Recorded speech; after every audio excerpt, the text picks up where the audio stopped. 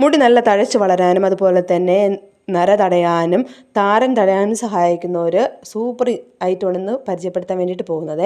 അതിന് വേണ്ടിയിട്ട് കുറച്ച് ഞവരയിലയും അതിനോടൊപ്പം തന്നെ നമ്മുടെ കറ്റാർ വാഴയുടെ ഒരു ചെറിയൊരു കഷ്ണം കൂടെ വേണം കേട്ടോ.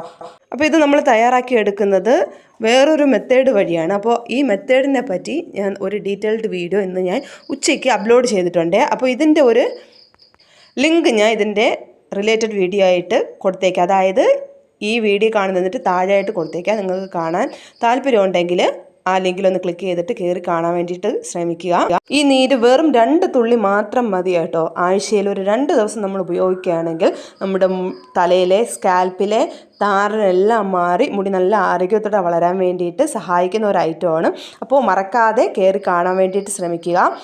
അതിനോടൊപ്പം തന്നെ നമ്മുടെ ചാനൽ, അതായത് നിങ്ങൾക്ക് ഈ വീഡിയോ ഇഷ്ടപ്പെട്ട് കഴിഞ്ഞാൽ നമ്മുടെ ചാനൽ സബ്സ്ക്രൈബ് ചെയ്യാനും ലൈക്ക് ചെയ്യാനും ഷെയർ ചെയ്യാനും കമൻറ്റ് ചെയ്യാനും മറക്കരുത്.